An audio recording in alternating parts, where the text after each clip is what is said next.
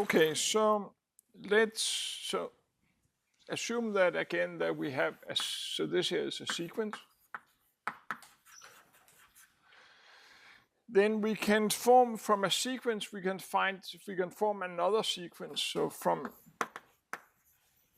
AN, we can form another sequence.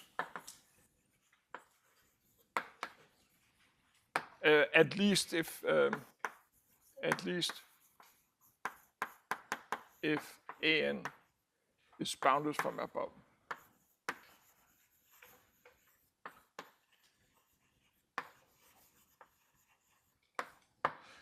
So we can form another sequence, and that's what we take. Bn is going to be the sup of the set of A starting at n. So this here is this here is the sequence Bn. Okay. And so, right, again, implicitly here we are assuming, so assume that there exists some C, so that for all n,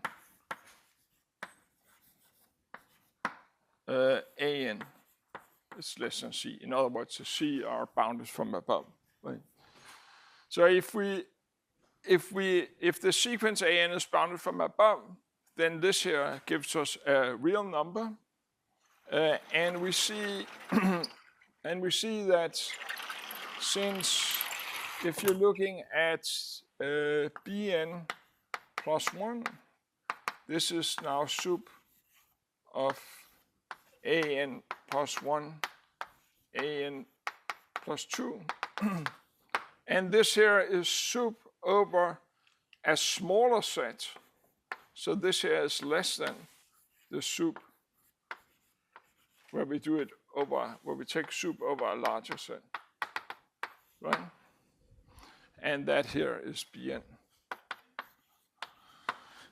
So we have that if you take any sequence, then you can, and let's say that that sequence is bounded from above, then you can find another, you can form another sequence Bn, and Bn here is monotone decreasing, right? If the sequence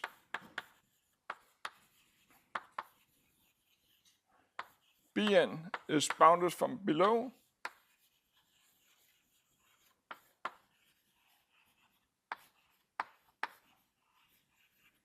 then the Bn here, then the sequence here, converge, and it converges to the infimum, right? This is with monotone convergent sequences, it's converging to the infimum of the BIs. Like that. Okay. Now,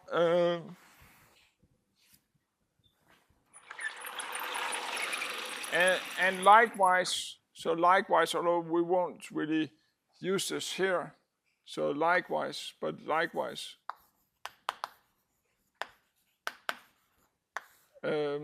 again, if AN is any sequence, this time I want it to be bounded from below.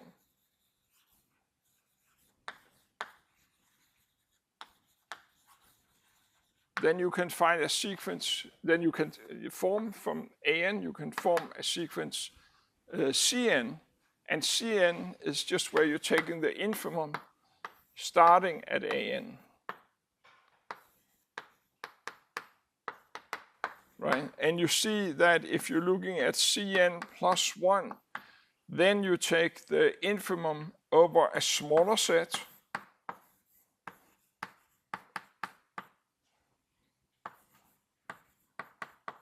So this is a smaller set, and so this here is bigger than where you're taking the infimum from AN. and that's Cn. So the sequence Cn is therefore monotone, increasing, and if it is bounded, so if Cn is bounded from above,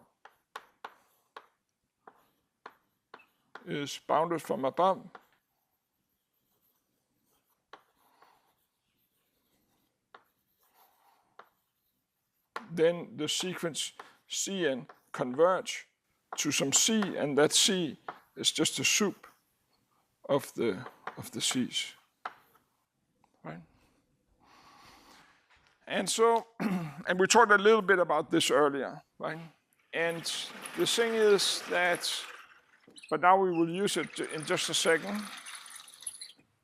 The thing is so that in the first case here, we call B here. B is written as the Limsup of the AN. And in the second case, it's called the Liminf of the AN. Okay. Now, so why is this relevant here for us? So what we were looking at last time, and I'm only going to use the Limsup. So last time we had a sequence, so AN is a sequence, or was a sequence. And we defined what we call a power series. And again, power series, think about that X as being just some fixed number. And you have the sequence AN, X is some fixed number, and then you form the sequence AN XN, right? And so for each X fixed, this gives you some number, maybe, if it's converge. I mean, you can ask for each X, you can ask, does this sequence converge or not? And this here is called a power series. So you're summing from 0 to whatever, or you're starting from 1 or whatever you're starting with up to infinity. So this here is a power series. And so now for a power series, the question is, power series is, the question is, what about, for which X does it converge?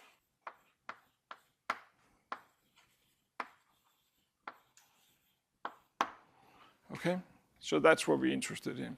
And what we looked at last time, so just let me remind you, because we're going to use that anyway in a minute. Last time, so example from last time.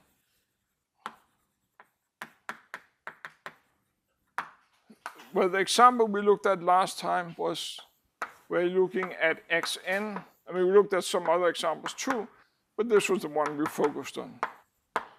So this here is a power series. The AN in this case here are 1 over n factorial. Right? So now, and for each fixed x, so for x fixed, we looked at whether or not this sequence converge. And so we think about this thing here. We thought about it as just a sequence like this, sum of a sequence. So this is as a series like this, where the dn here is now x to the n over n factorial, right? And so in order to determine for which x it converge, so just think about x as being fixed, we use the ratio test.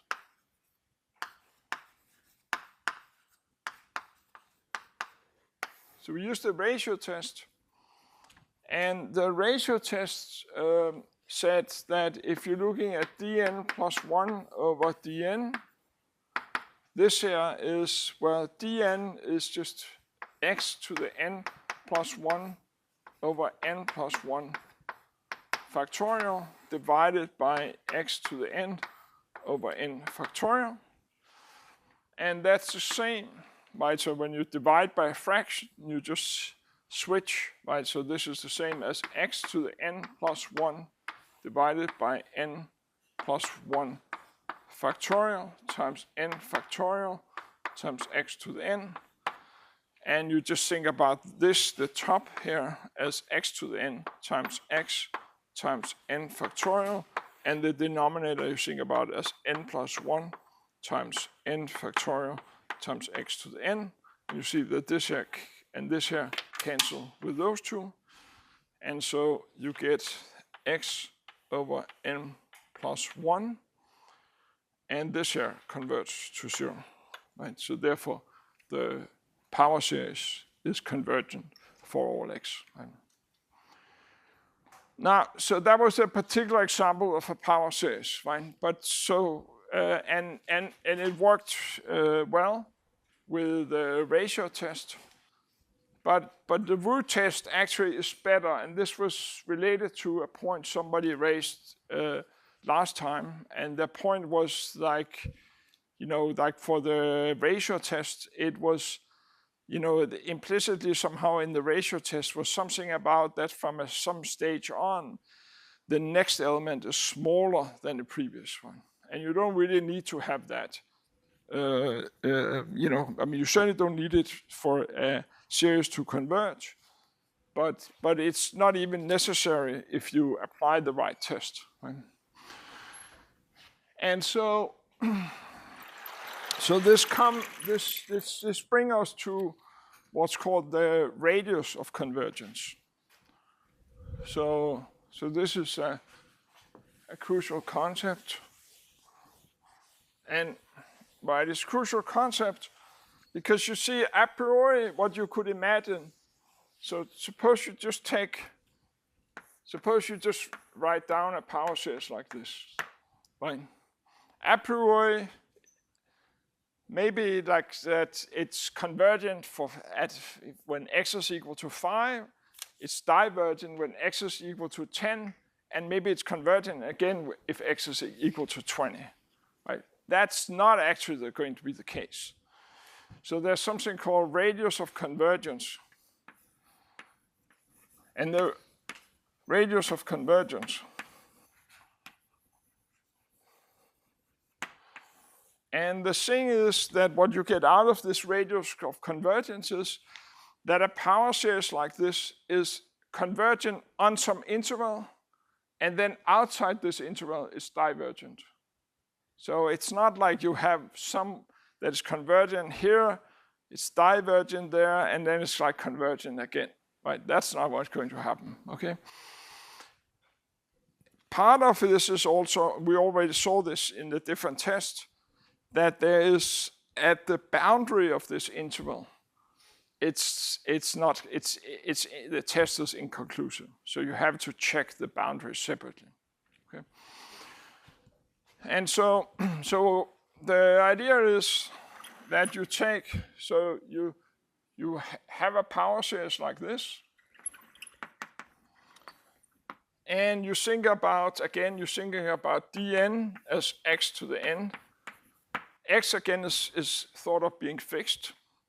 And now you apply the root test. So apply the root test, but I'm going to apply it in a better form than what we did last time. Maybe I'll just state first the better form of the root test. So here's the sort of, here's the real version of the root test. So suppose you take a series. Suppose you have some series here. Let's call it dn. Suppose you take a series like this. If you're looking at, so now the root test, right? You took dn, you took the absolute value, and you took the nth root, right? When I looked at the root test last time, we looked at whether this is convergent or not, right? So we said if it was converging to something, right? But you could just you could form this thing here. So you could form from this here, you could form this. This is now a sequence. And you could look at Limsup of this. These here are all non-negative numbers, right? So, and this Limsup here is now going to be either infinite or it's going to be some real non-negative number, right? This here is going to be infinite. Usually we don't talk about that it's converging if it's infinite, or it's some number. Let's call it D, I guess. But okay. And the thing is that if you're looking at, if you set R equal to 1 over D, right, sorry, no, if you're setting, so this is just the root test, the sort of adult version of the root test, because this applies to all sequences, right? For any sequence, you have this. For any sequence Dn, if you're looking at this series, you can look at this, right? And it's either infinity or D. And then if D here is less than 1, then the series is convergent.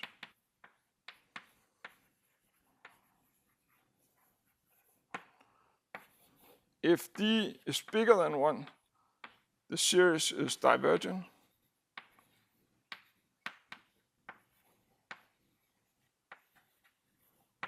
And if D is equal to 1, it's inconclusive.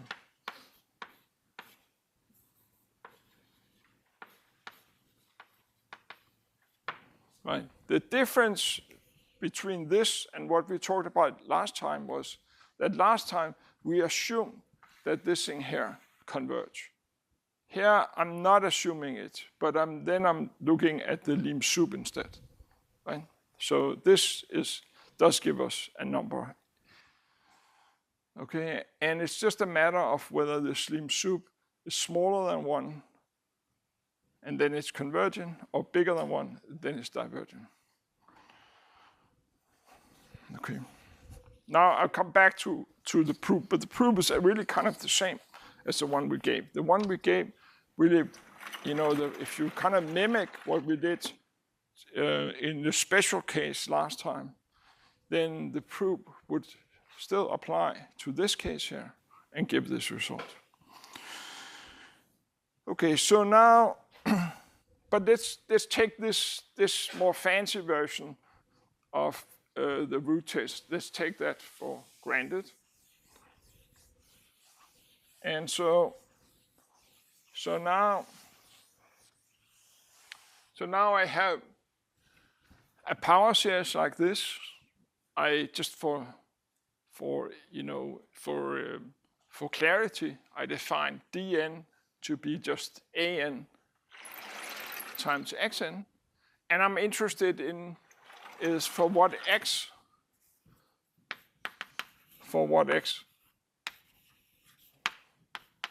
does it converge? Does the power series converge?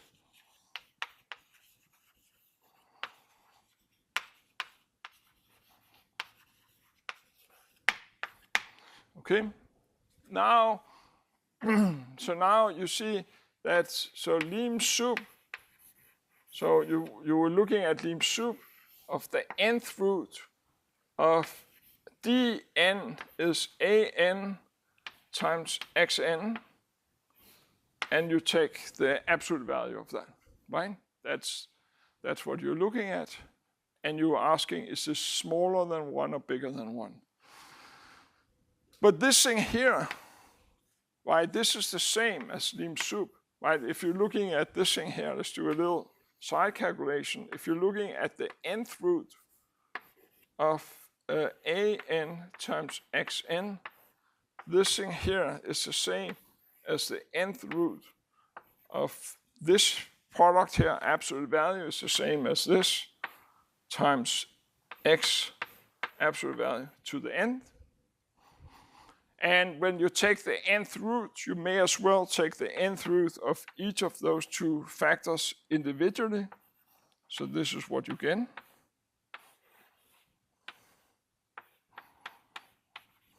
But this thing here, you see this thing here, the end root, this here is whatever it is. Can't do much about that. But this thing here, that's just the norm of x. Right? The norm of x has the property that when you raise it to the n power, you're getting this. Right? So this is the n. Okay, so this means that this thing here is the same as the norm of x Limsup of the nth root of an. Right?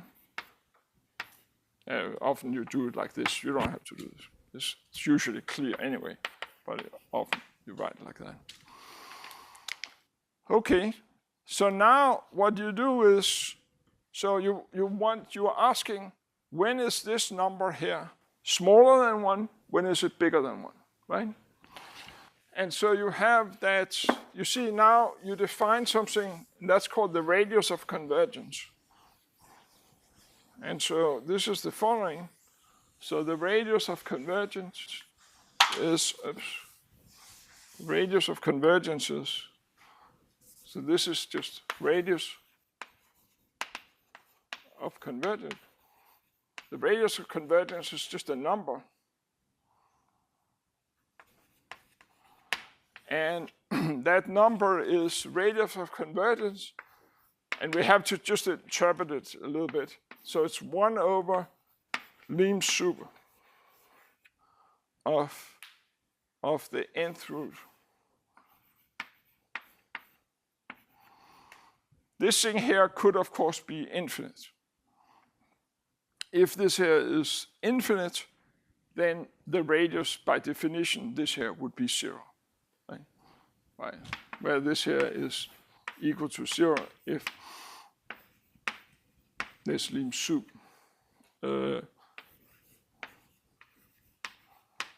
is infinite. And otherwise, right, it's always a, right, otherwise, yeah, there's one other case you have to define, that if it's infinite, if the Limsup, sorry, this here should be absolute value, if this Limsup is 0. And otherwise it's a, otherwise there's nothing to, it's a, that's the only thing you have to comment, right? Because otherwise it's always a non-negative number, but it could be 0 or it could be infinity. But if it's any other number, then it is just what you think it should be, is 1 over that number. Okay, so this gives you, this here, R here is the radius of convergence, okay?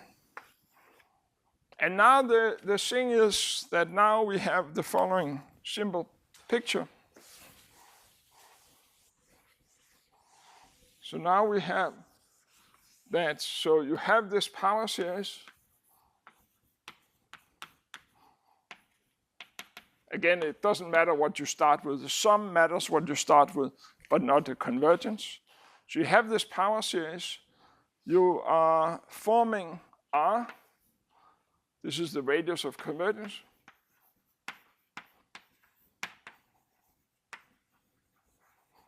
And then the claim is, and again, this could be 0 or it could be infinity, but often it's just a real number, a non-negative real number, a positive real number.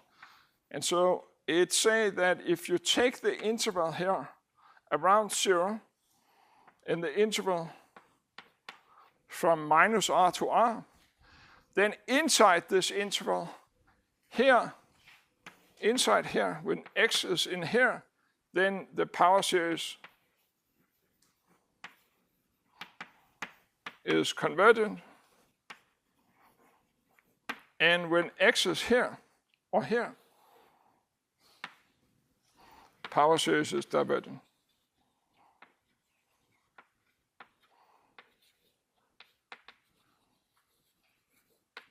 And then when x is here or here, at those 2 points, then it's unclear. And further test is needed. Further test is needed. Tests are needed. Okay? Yeah? So essentially just going from the last step on the left to get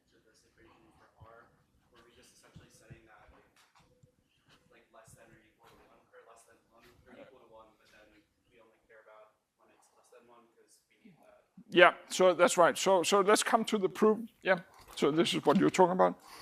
So this is the radius of convergence, right? And so as you say, all we need to do is, right, we know from the more fancy version of the ratio test that is in terms of Limsup, we know that, so prove here, power series is convergent by the ratio test, by the ratio test. Not the ratio test, sorry, the root test. By the root test. So again, the Limsup version. Not the one I talked about last time, but this one we just talked about. By the Limsup version of the root test. Then the power series is convergent if this thing here, so this means that this thing here, so if this thing here, Limsup of an nth root, if this thing here is less than 1, it's divergent. If this thing here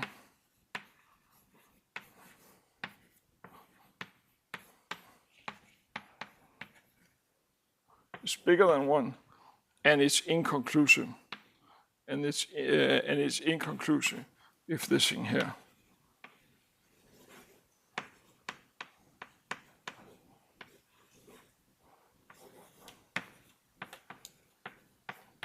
is equal to 1. Here it's inconclusive. But now you see that this here just means that the norm of x should be smaller than 1 over that, right? So this here is the same as saying that the norm of x is smaller than r, the radius of convergence, right? This here is saying, this is equivalent to saying that the norm of x is bigger than r, right?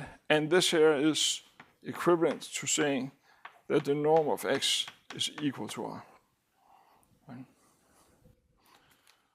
Okay, so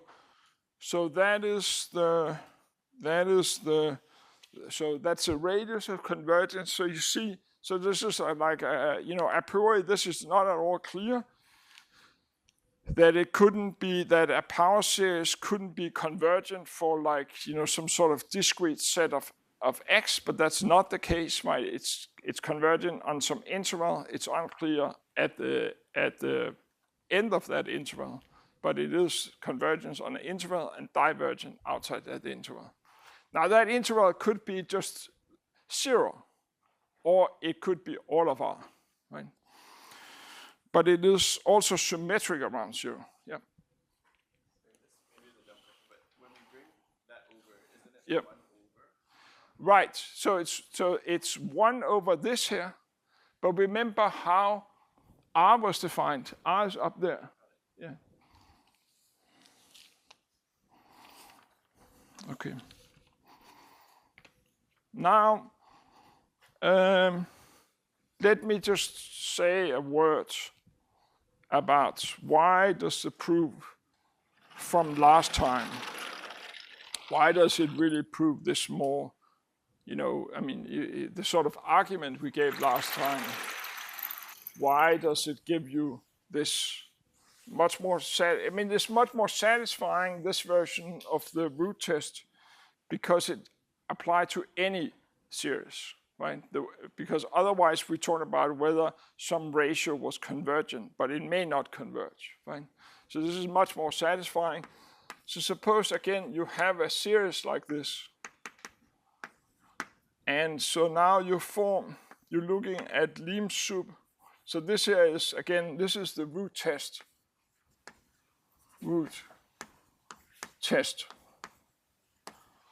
version. Let's call it version 2.0. Right, and so it take a series like this, and it's it's looking at Limsup, and then the nth root of the absolute value of dn. And again, it say that if this thing here is less than 1, it's convergent. If it's bigger than 1, it's divergent. And if it's equal to 1, it's inconclusive.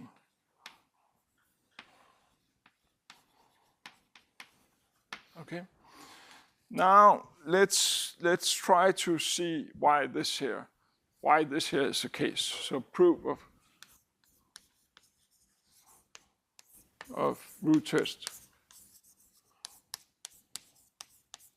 version 2.0.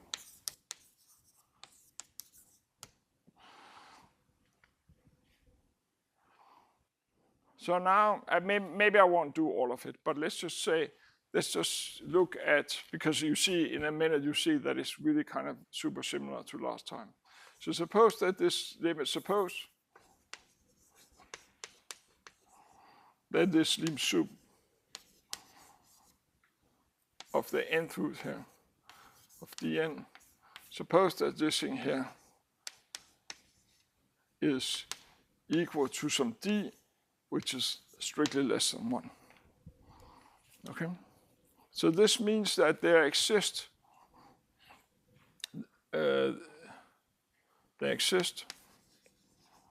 so choose, if you will, choose d bar with d less than d bar, strictly less than 1. Right? So I can choose it like this. But now you see that if I choose it like this, then there exist. So remember that, let's just remind ourselves that how was the Limsup defined? The Limsup was defined to be that you take this new sequence, so you're taking this sequence here, so you're taking these guys here. So you're looking at now these guys here, and you are taking you define a sequence that is like the sup starting at the nth guy and like this here. Sorry, this here is n plus 1, etc. Right? Right? This is the sup of the tail, right? And so that it was sup on, as you're going further out, you're taking sup over smaller sets, so this sequence going down, right? So now if this limit here is some d, which is strictly less than d bar, then it means that there exist,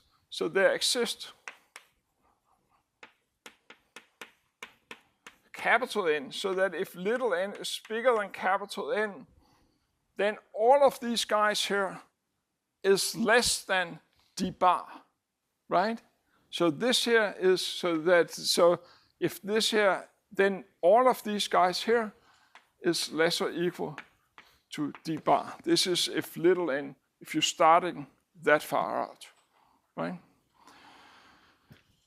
But so now you see that, so you have that when n is bigger than this, you have that this, so you have that for all these guys here, dn, the nth root, is less than d bar, less or equal to d bar. But now you take the nth root, the nth power on both sides, so you have that dn absolute value is less than d bar, the n power. This here is d this is even actually non-negative, so you don't even need this absolute value sign. So you're having this, but this is a number that is strictly less than 1. So this here is a geometric series, right? Geometric series.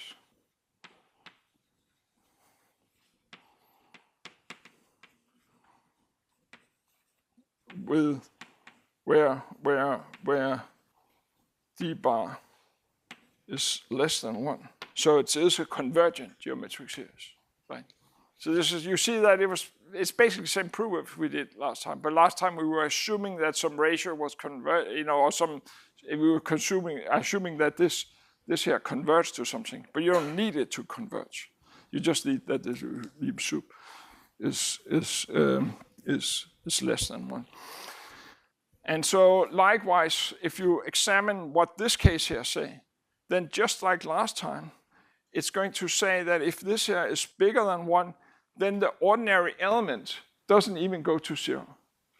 Okay, so it fails the most basic test for being convergent. Okay, so, and that was just like last time also.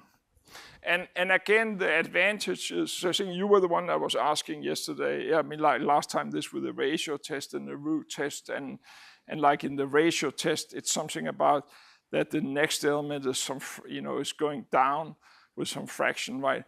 And here, and you very much see that like this here works for all series, right? And it's really just because you don't compare the element to the next, but you're comparing it to this fixed series, which is the geometric series. Okay. So that's like the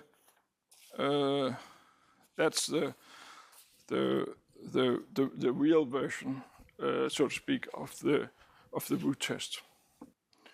So now let's talk a little bit more about power series. So, and I want to talk about, so like there's one function that is particularly important. And I mean, like all of these sort of basic functions are of course important, but they are somewhat similar. And the one I want to talk about is the exponential function.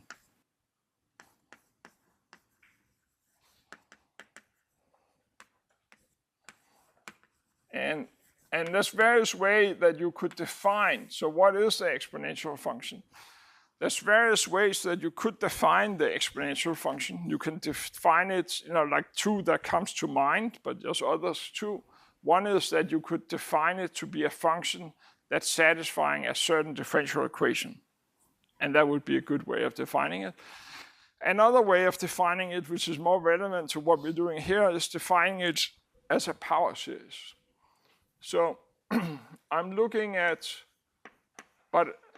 e to the x, and I'm looking at e to the x. So I define capital E of x as this power series that we looked at before. Okay.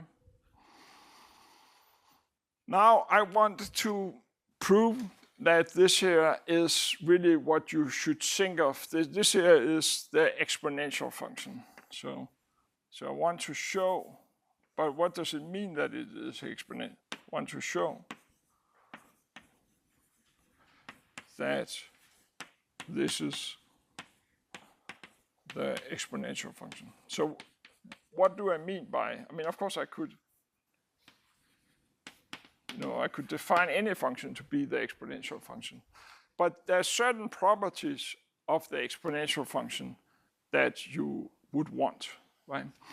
And so, well, the first thing I observe is that E of 0 is equal to, if all of these, if x is 0, then all of these are 0 except when n is equal to 0, and then x to the 0, this here is by definition 1.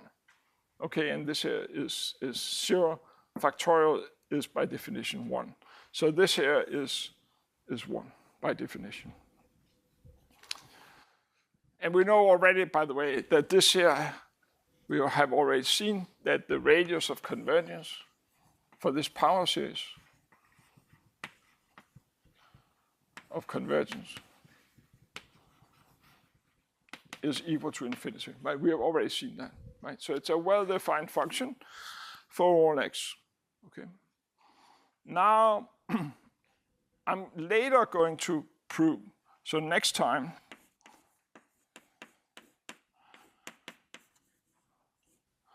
we will show that if you define it like that this function here, defined like that, has a property that x e to x plus y is equal to this product here. Okay. Now, using this, well, the first thing I can observe is, I haven't really gotten to the property yet, but I'm just, at the moment, I'm just examining that particular function, some properties that it has. And so the first thing I will observe is that if x here is positive or non-negative, right, then all of these numbers are non-negative. So you're summing non-negative numbers, so the sum is non-negative. So if x is bigger or equal to 0, then it implies that e of x is big or is actually strictly positive. Right? In fact, the smallest one is where x was equal to 0, but in that case you got 1.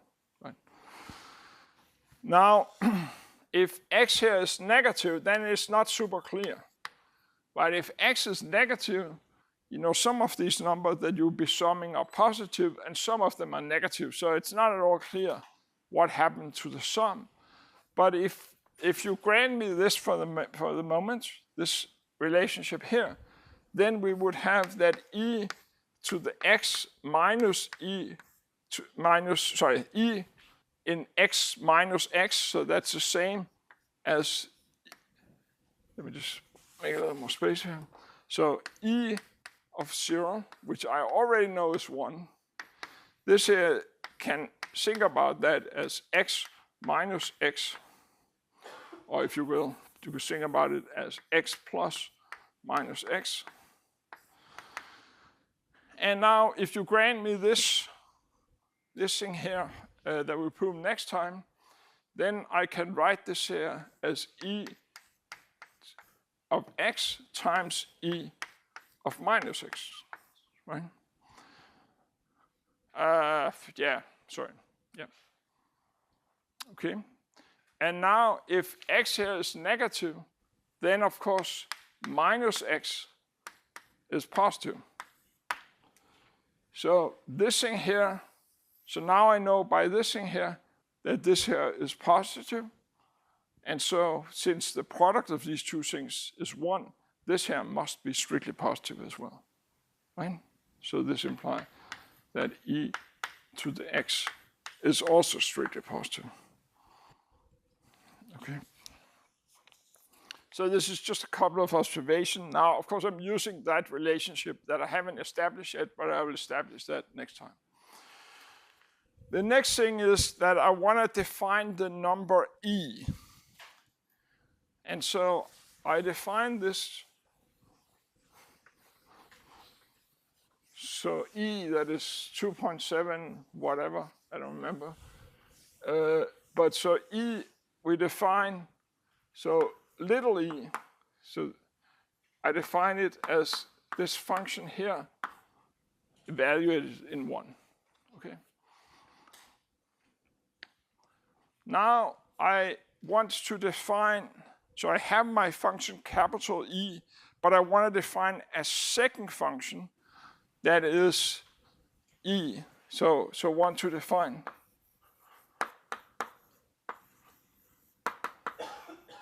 a second function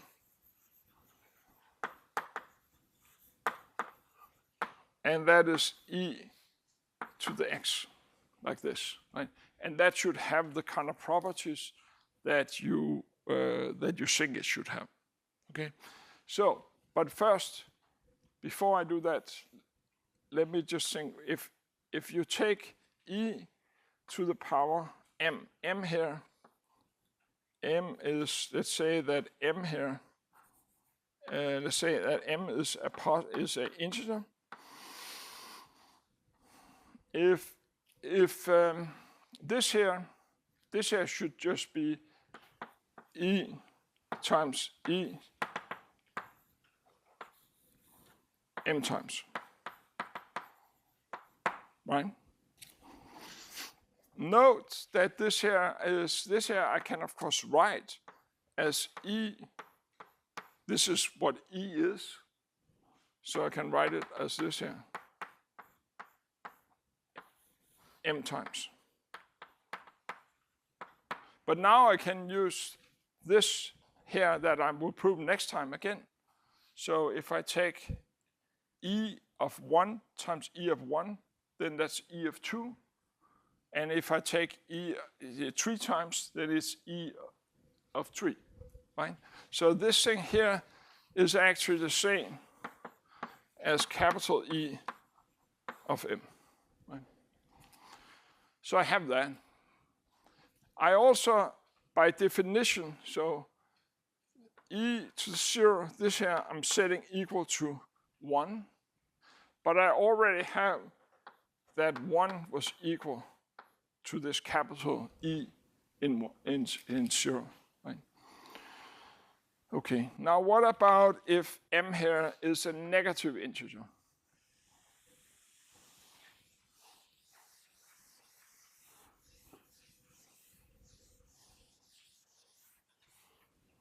So suppose that M here is a negative integer.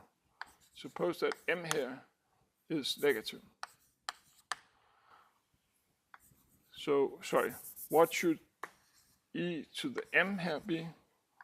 This here is just 1 over E to the minus M.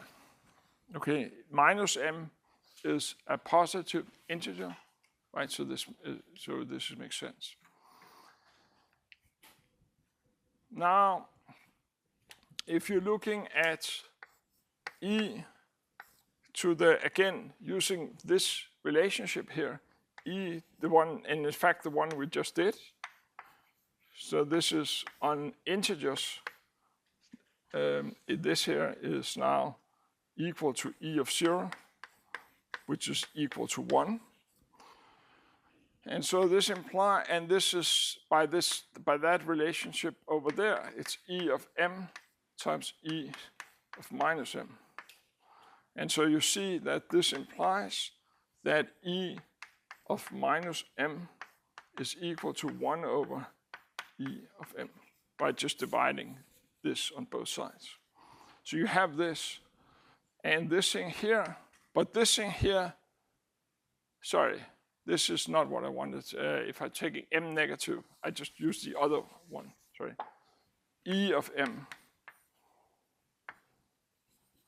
is equal to 1 over E of minus M. Like that, right?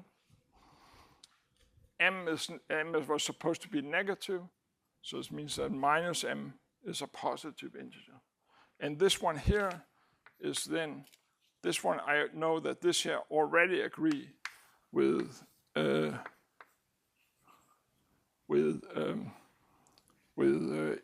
this little function of E. So you see that this thing here agrees with E to the power M, right? Right? Because we define it like this, and now I'm just checking that also on the negative integer, this function here and this function here agree. Okay, so I now have these two different functions. Well, one I haven't really defined yet. I've only defined it now on all integers. But so far, these two functions agree. Now, what I also should have is that I should have, so suppose you're looking at a rational number. So suppose you take a rational number. Remember, we usually write a rational number. So suppose that Q here is a rational number. We usually write a rational number as an element in set, so it could be negative, it could be 0, and N here is a positive integer. So a fraction like this. Now, what should E of Q be? Right? Well, E of Q this here should be, right, how you would think about it is that it really should be something. It should be something. This here should be a number alpha, and this should have the property that is positive. And it should have the property, so let's just write it. So E of Q, this is M over N. It should have the property that if you raise it, alpha here, suppose you were raising it to the power n, then you should get this number that we have already defined, right?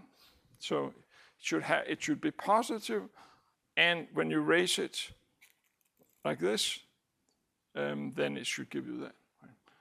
And just like with square root of 2, there's just one element with this property. Okay, so that's defined. What it's so this way, you see, this way we have now defined this function e on all rational numbers. But now we need to check, right? We need to check that this thing here need to check. So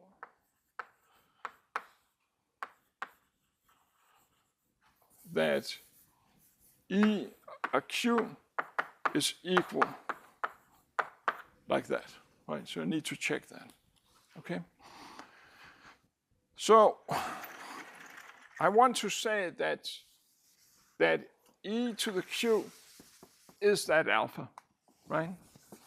So this means that I want to show, so I need to show two things. E to q is positive. Well, I've already checked that, right? Because you checked at E, capital E at anything is positive. So this is okay. The second thing I need to check is that it has the property that if you raise it to the n power, then you're getting e to the m. Right? Now e to the m, that's an integer. It could be negative, but e to any negative integer, whether it's positive or negative, we already checked that this is equal to capital E of m. Okay. So now I need to, so this here is, so now what is this? So what do I need to check? So I need to check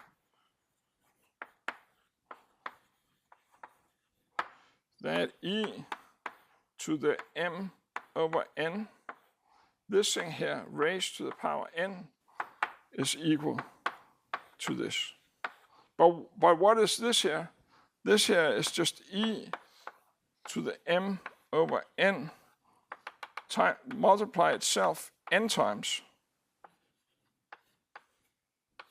So this is now n times.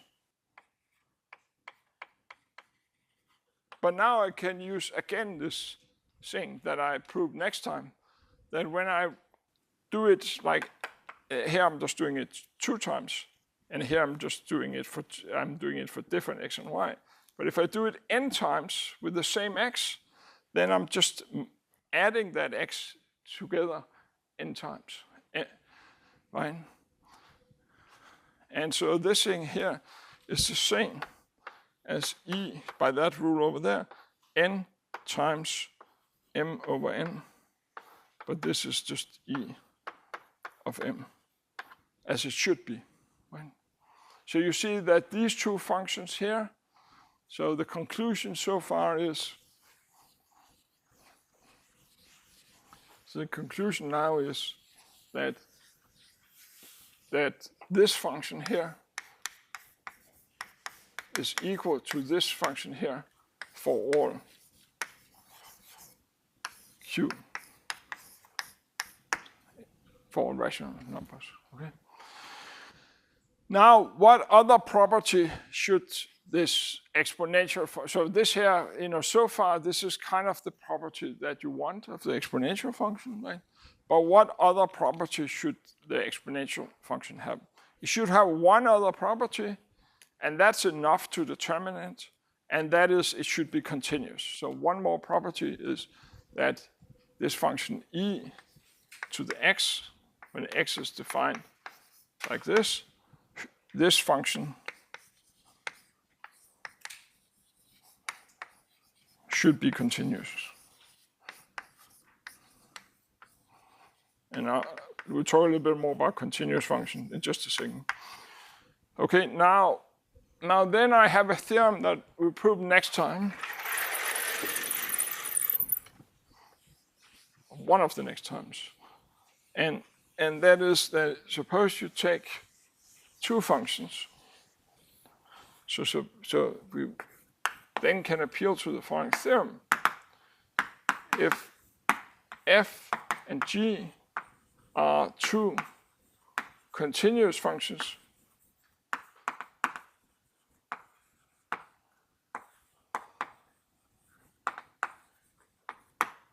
on R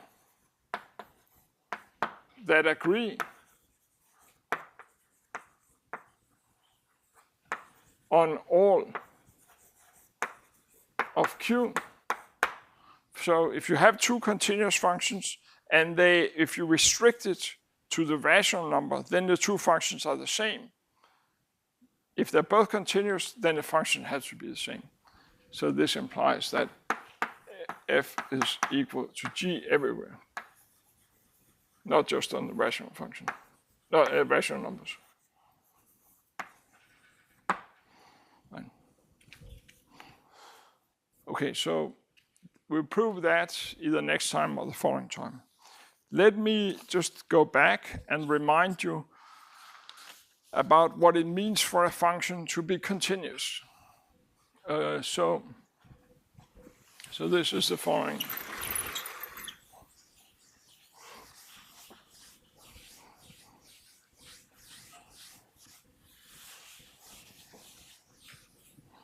So continuous.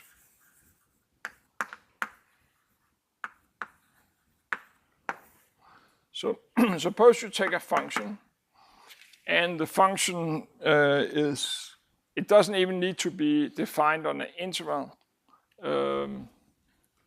But you may as well assume that it's an interval, but it doesn't need to be defined on an interval. So a function here, f, is said to be continuous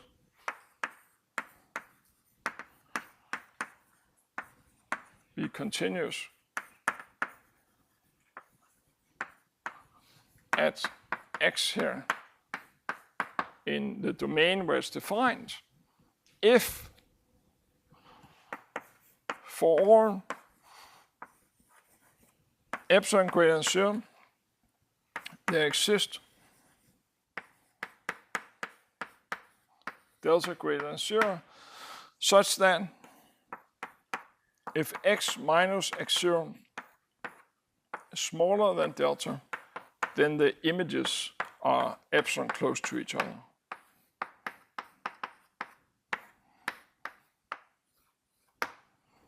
And so again, this delta typically depends not just on epsilon, but also on x0. Right? And so the function, so it's continuous at a point x0, if this here is the case, and the function f here is said to be continuous,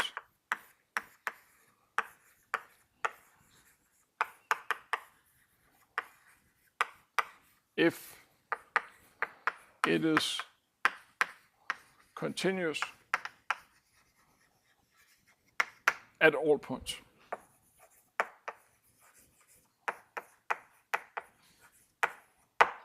Okay. Now let's look at two simple examples, and then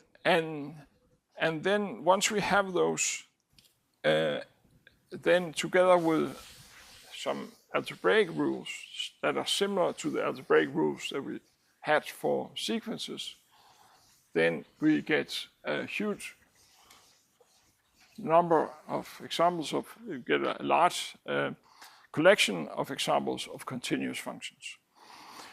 So the first example is like the simplest of all examples, where f here is the constant function.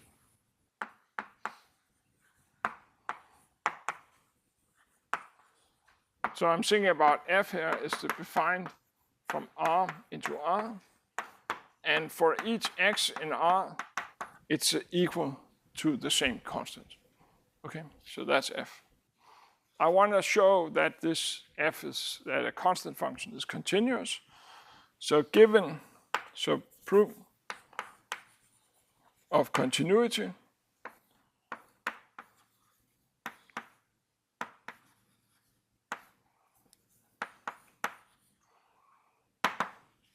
so given epsilon greater than 0, at this point stage you can pick any delta you want. I'm just picking, so let delta be equal to 1, but you could pick anything you want. It has to be positive, but you can pick anything you want. Then you have that if x minus x0 is less than 1, well then of course f of x minus f of x0, both of these numbers is c. So the difference, so this is c minus c, so this is 0. So this is surely less than epsilon. Right? So this shows that the function is continuous at all points. And you see that you could pick delta anything you want. And of course, in particular, it doesn't even depend on x0. It doesn't depend on epsilon, and it doesn't depend on x0. Okay, so the constant functions are fortunately continuous. What about the next simplest function would be the linear function, or just x, function x. So suppose you're looking at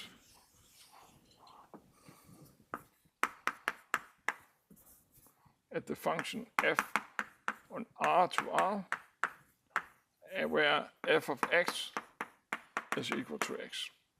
So this is also continuous. Also continuous. And the proof of that, given epsilon, set delta equal to epsilon, then you see that if x minus x0 is less than epsilon, then f of x minus f of x0, but f of x is equal to x, and f of x0 is equal to x0. So this thing here is, of course, less than epsilon also, right? So this is, so that's kind of trivial, okay? Now the next thing is that we have the algebraic property of continuous functions. So we have some algebraic property.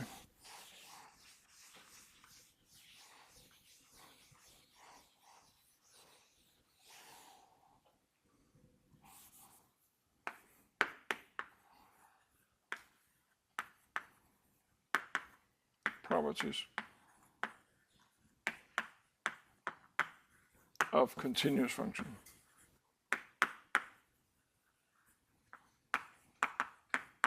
And I will prove a couple of these. But the proofs, you see in just a second, that the proof is like, I mean, the properties is and there's good reasons for that. They're very similar to the property we had for limits of sequences, and the proofs are very similar to those proofs. So the first one is that if f and g are continuous,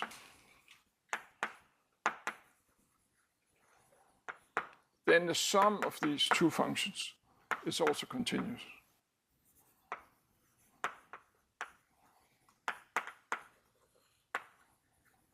The next one is that if f is continuous,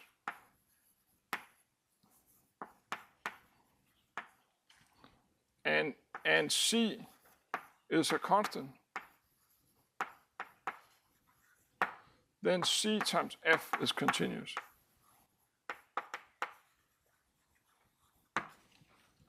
The third property is that again, if f comma g are continuous, then the product f times g is continuous.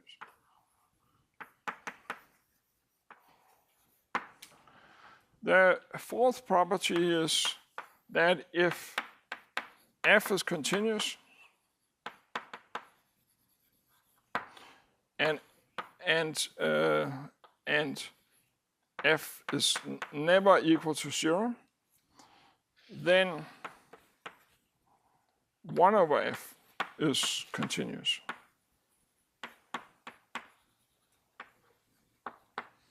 And the fifth property, that's a little bit different, and we didn't have that for sequences. The fifth property is that if you take a map f, or take a function f, the thing about it as a function from R to R, and then you have another function g from R to R.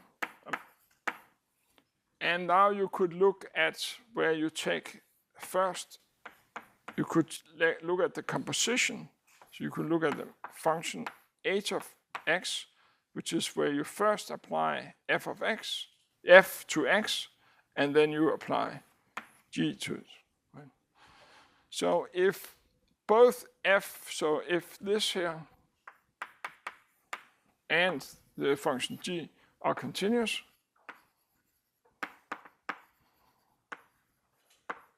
then the composition here is also continuous.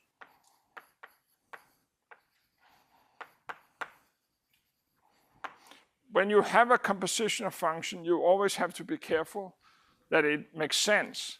So to make sense means that the function g, the second function that you apply, is that the image of, when you use the first function, you have to make sure that what you get here is at some point where g is defined. Right? So just for simplicity, I just looked at maps into functions into R, where g also was defined on all of R. But of course, it doesn't have to be defined, but you just have to make sure that g is defined where f and x end up. Right? Okay, I'll talk a little bit about, these, how to prove these, but it's very similar to what we did for sequences. Let me just apply it. So let me look at an example where I apply it.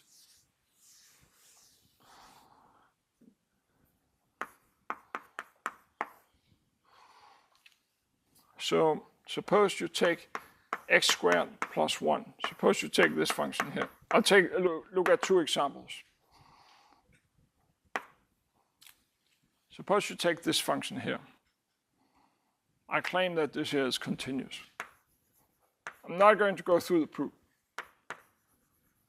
because we already actually, so if this here, we prove at least some of these properties, but once you have that, then you see that, well, you have that g of x equal to x. This here is continuous. This is what we proved just a little while ago. And if you take the function that is constant, and in this case constant 1, we already proved that that's continuous. Right?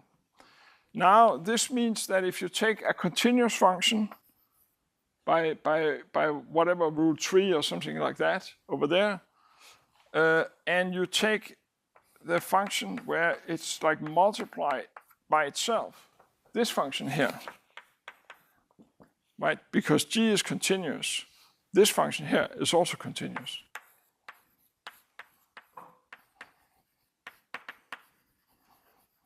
And then once you have that, you can add another. So you can look at g squared plus h. This is, you now have established that this is continuous. This is a constant function, so we already proven that this is continuous. So the sum by rule 1 over there, this here is continuous.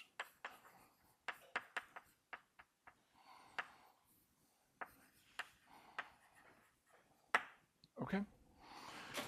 So this means that, so this shows that this function here this quadratic function is continuous. But in fact, of course, this argument gives you that any polynomial is continuous. Right, so this here proves that any polynomial, right? So this, like the similar argument, right? So if you're using 1, 2, and 3, then just starting at the constant function and the function x, you can get to any polynomial and using these operations. And so it means that any polynomial is continuous, right? So you have the following theorem. All polynomials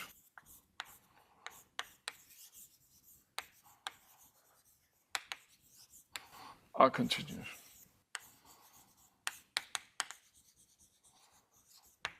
Okay, and in fact, so this is just using 1, 2, and 3 over here.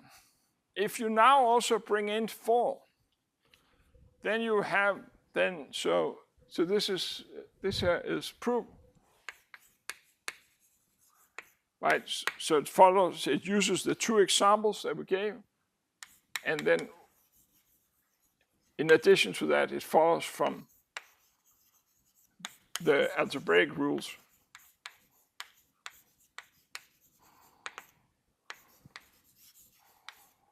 One through 3. If you bring in also 4, 5 is something slightly different, but if you bring in 4 here, then you get that what's called any rational function.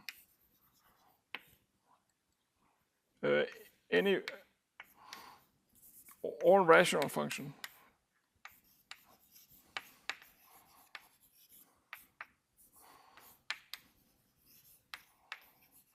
are continuous. So what is a rational function? A rational function is just where you're taking a polynomial and then you're dividing by another polynomial. Right, so we know that any polynomial is continuous. If you take another polynomial, and let's look at that other polynomial away from the roots, away from where it is 0. Away from where it's 0, this is, it's of course even continuous where it's 0, but you can't divide by it, right? So away from it, this function here is not 0 and is continuous. This here is continuous. Rule 4, so this is proved. The theorem above plus rule 4. Right? Yeah. Earlier when you were showing that the function x. Yeah. Yeah. You chose your delta as a function of epsilon. Yeah. In that case, exactly. In that case, I chose delta to be simply epsilon. Yeah. Yeah. And you can do that for. That's not a problem. Right? It's just like if you give me an epsilon, then I have to pick a delta. And typically the delta will depend on epsilon. Typically it also depends on x. Let me give you an example of the last. I don't think I might not get to proving this, but that's fine. The proof, I'm not even sure I would go through it, but the proof is, maybe if I have a minute, I will talk about one of them. So let me give you an example also where, so typically it's highly unusual in the first example with a constant function that it doesn't really matter. You could pick delta anything, okay?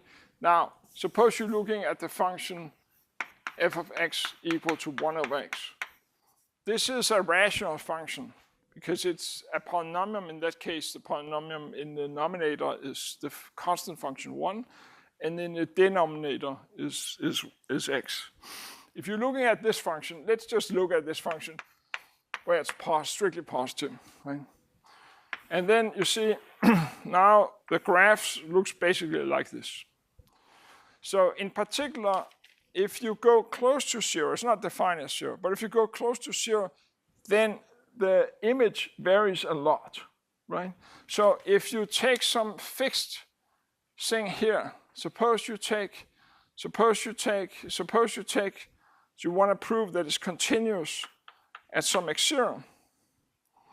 So this means that you have to pick some delta. So given an epsilon, you have to pick a delta so that if you are in this little interval, then the image lies in that little interval.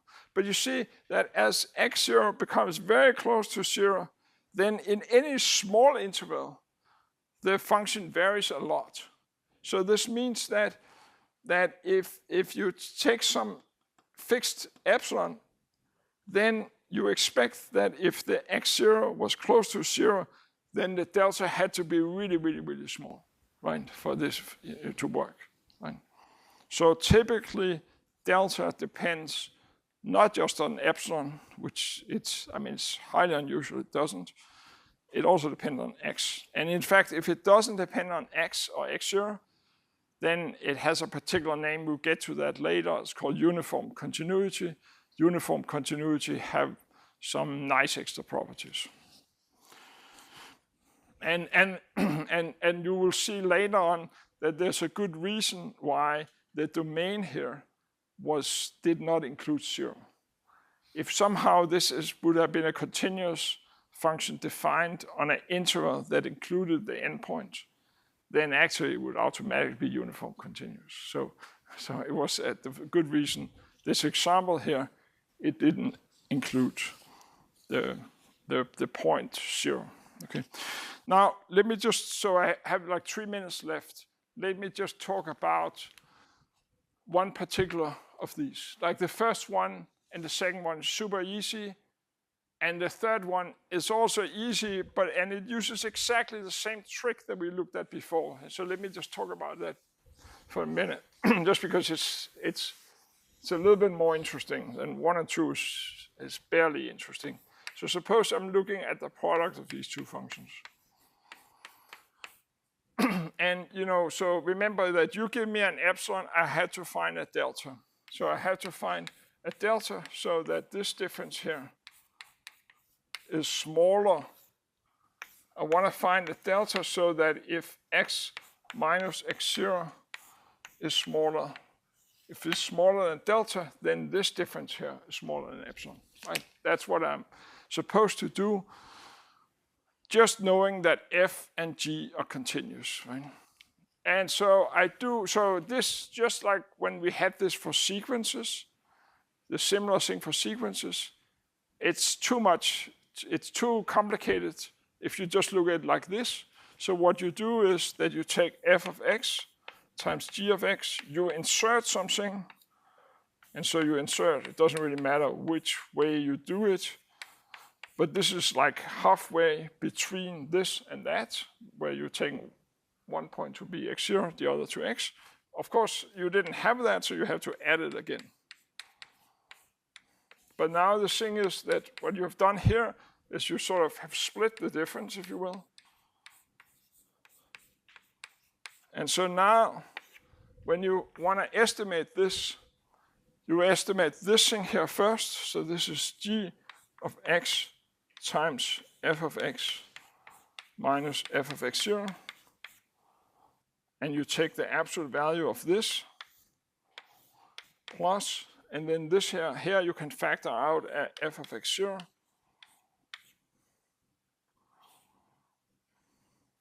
G of x minus g of x0. And now you see, now you can sort of do like we did before.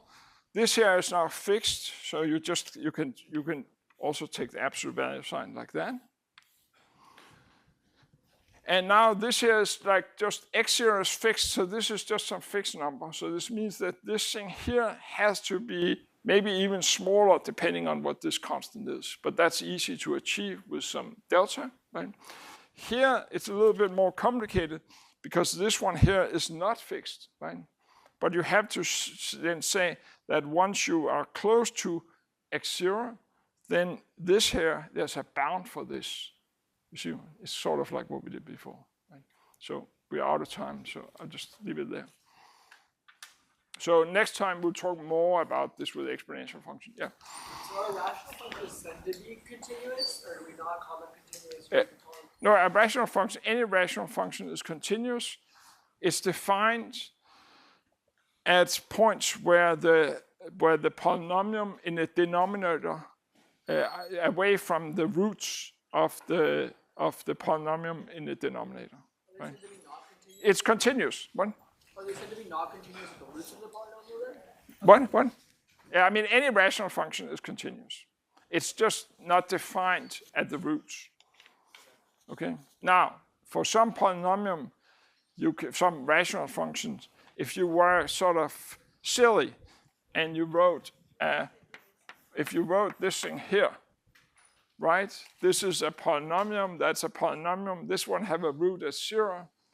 But really, this function here, you would probably think about as being the constant function 1.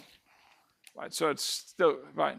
But it's not a priori, it's continuous away from the root. It doesn't say whether it's continuous at the root. It's just not defined at the root of the denominator. Yeah. Yeah, that's right. That's right. So that's right. So if you have a polynomial in a denominator, right, there's like finitely many points where you have roots, and at those points it's a priori not defined. You might be able to extend it in a continuous way to those points, but typically it's not defined in those points.